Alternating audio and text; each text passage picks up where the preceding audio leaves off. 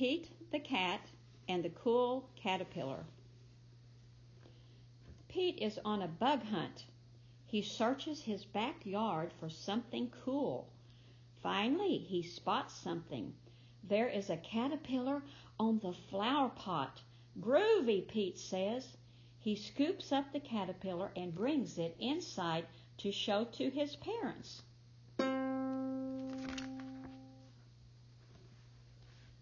"You'll need a safe place to keep that little guy," Pete's mom said. She helps him find a big glass jar. Dad pokes lots of tiny holes in the lid. "He'll need air to breathe," Pete's dad explains, "and he'll need something to eat." Pete goes into the yard. He comes back with leaves for the caterpillar to eat and a twig for it to crawl on. He puts them in the jar. Then he carefully puts in the caterpillar. "There you go, little guy," Pete says. "I hope you like your new home." Pete puts the lid on the jar and brings it to his room. He wants the caterpillar to be the last thing he sees at night and the first thing he sees in the morning. That night, Pete has dinner with his parents. He brushes his teeth and puts on his pajamas. Then he climbs into bed. "Good night, Mom," says Pete. "Good night, Dad." "Good night, Caterpillar. Sleep tight. I'll see you in the morning." But when Pete wakes up in the morning, the caterpillar is not in its jar. "Mom, Dad," Pete calls. "It's gone. My caterpillar is gone." Pete's parents come to look at the jar. "I don't understand," Pete says sadly. "The lid is still on. Where could it have gone?" Pete's dad looks inside the jar. Then he starts to smile. "Your caterpillar isn't gone, Pete," he says. "It's just changed." Pete's dad points to a sack hanging from the twig. "That's called a pupa," he says. "The caterpillar is inside the pupa." Pete looks at the jar. "Will it stay in there forever?" he asks. Pete's mom shakes her head. "No, it won't. It's changing into something else. Just give it time. You'll see." "What is it going to become?" Pete asks. "It's a surprise," Pete's mom says. "Be patient. It will be worth the wait." That afternoon, Callie comes for a visit. "What's in the jar?" she asks Pete. "It was a caterpillar," Pete says. "Mom said it will turn into something else eventually." Callie looks at the jar. "When do you think it will change?" Pete shrugs. "Soon, I hope." The next day, Gus comes over. "Did it change yet?" he asks. Pete shakes his head. "Not yet." A few days later, Marty visits. "Anything yet?" he asks. Pete shakes his head again. "Nothing. It just hangs there, not doing anything at all."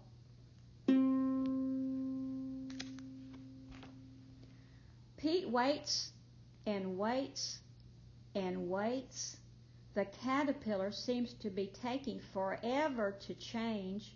"Mom," Pete says, "how can you be sure it will do something?"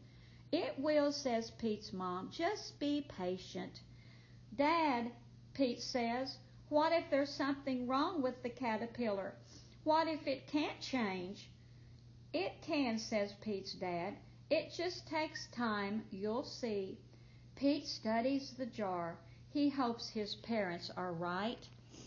Then, suddenly, the pupa begins to shake. "Mom, Dad," Pete shouts. "It's happening!" As Pete watches, the pupa cracks and something starts to move around. A head pokes out, then some legs poke out, and two colorful wings. The caterpillar has changed into a beautiful butterfly. Pete and his parents bring the jar to the park. It's time to set the butterfly free.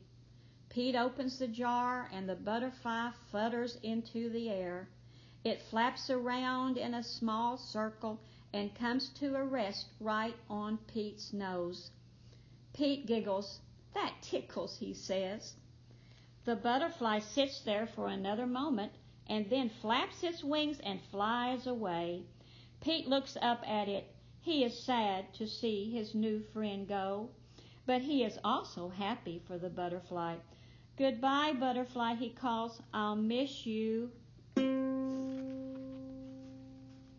The next day, Pete heads back out to the park.